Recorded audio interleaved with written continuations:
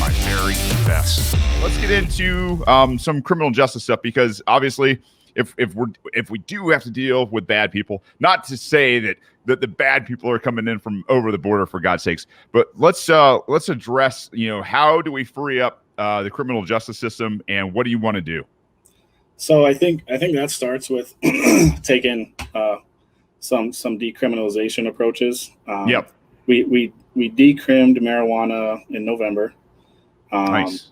And so there was some, leniency there, but we still have fairly strict laws on the books for businesses that wanted, like, if you want to open a dispensary, the guy that owns a dispensary that helped create the law made it very restrictive. And now he's trying to go back and rewrite it because he realized he messed up and made it really restrictive. So there's stuff like that. There's other methods of decriminalizing things like psilocybin and especially for treatment of post-traumatic stress disorder in veterans. That is now a proven thing. I'll tell you right now from experience, man, it's amazing. Like when you've seen it and you've been in a good place and you've had that experience, you understand exactly why they don't want anybody touching psilocybin or cannabis. That's for damn sure. So things like that, decriminalizing things like that, and actually taking sitting down with. I hate saying sitting down with the police unions, but explaining to them, listen, we're going to take your position and we're going to make it what it should have been when it was created. Yeah. And that is you will deal with violent crime, and you will not be investigating things where there is no victim, because that's not your place. I love that, man. And that's the thing, like, as the executive, and this is what I want libertarians to hear.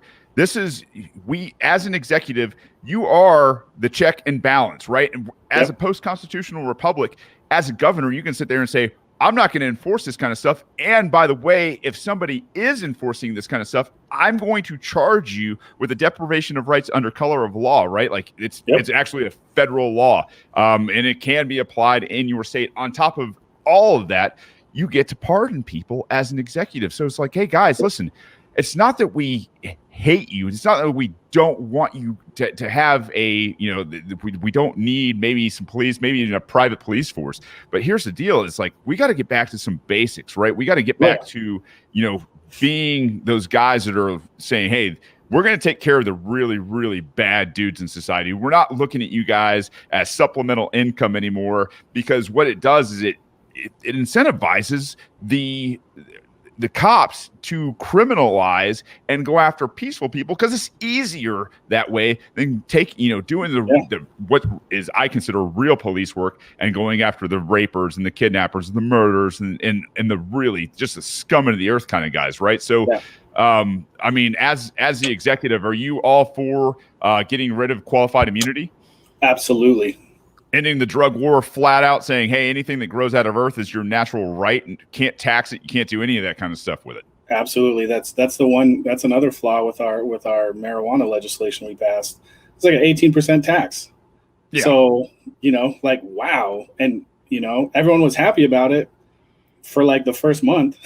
Yeah. And then they're like, hey, Steve, this is kind of expensive. I'm like, yeah, it is. You're cool with home grows and all that fun stuff. Leave it alone, right? I have no problem with homegrown plants or whatever it is you do on your property, as long as you are not harming another person.